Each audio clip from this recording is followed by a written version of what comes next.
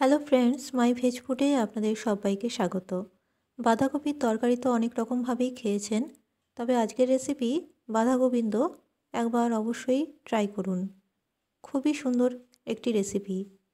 আজকের রেসিপি ভালো লাগলে আমার চ্যানেলটি সাবস্ক্রাইব করতে ভুলবেন না। আসুন দেখা যাক আমি কিভাবে এই রেসিপি তৈরি করছি। বাঁধাগোবিন্দ তৈরি করতে প্রথমে একটা কড়াইয়ের মধ্যে সাদা তেল নিয়েছি। আপনারা ইচ্ছে হলে এটা সর্ষের তেলেও করতে পারেন। এর মধ্যে তেল গরম হলে দিয়ে দিলাম একটা তেজপাতা, একটা শুকনো লঙ্কা আর 1/4 চামচ গোটা জিরে। এর মধ্যে দিয়ে দিচ্ছি আদা লঙ্কা গ্রেট করে রাখা। এরপরে এর মধ্যে দিয়ে দিলাম দুটো বড় সাইজের আলু। নতুন আলু দিয়েছি তাই খোসাগুলো ছাড়াইনি, খোসা সমেত দিলাম আর এরকম টুকরো করে কেটে দিয়েছি। এবার খুব ভালো করে ভেজে নেব। প্রায় 1 মিনিট ভালো করে ভেজে নিচ্ছি। অন্যদিকে নিয়েছি একটা পাত্রে কিছুটা পরিমাণে গোবিন্দভোগ চাল। গোবিন্দভোগ চাল ধুয়ে জলটা ঝরিয়ে নিয়েছি। এই চালটা এর মধ্যে দিয়ে দিলাম। এখানে 25 গ্রামের মতো চাল আছে। খুব ভালো করে চাল আর আলু একসাথে মিশিয়ে ভেজে নেব। এরপরে এর মধ্যে দিয়ে দিচ্ছি স্বাদ মতো লবণ, দিয়ে দিলাম 1/2 চামচ হলুদ গুঁড়ো আর দিয়ে দিচ্ছি 1/2 চামচ জিরের গুঁড়ো। খুব ভালো করে মশলাগুলো একটু কষিয়ে নেব আলুর সাথে। এখানে বলে রাখি, আমার চ্যানেলের সব রেসিপি সম্পূর্ণ নিরামিষ। যে কোনো পুজোর দিনে বা যে কোনো নিরামিষের দিনে এই রেসিপিগুলো তৈরি করে বানিয়ে খেয়ে দেখতে পারেন। আর আমার চ্যানেলটি ভালো লাগলে অবশ্যই সাবস্ক্রাইব করে পাশের বেল আইকনটি প্রেস করে দেবেন। অল নোটিফিকেশন অন করে রাখবেন যাতে এই রকম রেসিপির আপডেট আপনারা সহজেই পেয়ে যান। এরপরে নিয়েছি বাঁধাকপি। বাঁধাকপি কুচিয়ে নিয়েছি আর বাঁধাকপি কিন্তু পুরো গোটা নিইনি, হাফ বাঁধাকপি নিয়েছি।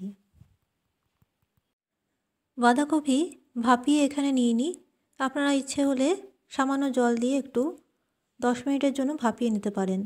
যেহেতু শীতকালের বাঁধাকপি তাই আমি আর ভাপালাম না, কাঁচা বাঁধাকপি এখানে ব্যবহার করেছি। এবার খুব ভালো করে বাঁধাকপি চালের সাথে আর আলুর সাথে মিশিয়ে দিচ্ছি। গরম ভাতের সাথে শীতের দুপুরে এই রেসিপি দিয়ে দারুণ লাগে। একবার বানিয়ে এরকমভাবে তৈরি করে দেখবেন। রুটি পরোটার সাথেও এই রেসিপি মানানসই।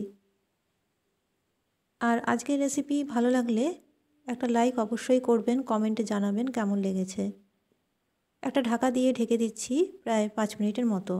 5 মিনিট পর ঢাকাটা সরানোর পরে দেখছি জলটা একটু শুকিয়ে গেছে, তাই এর মধ্যে আমি দিয়ে দিচ্ছি 1/2 গ্লাস জল।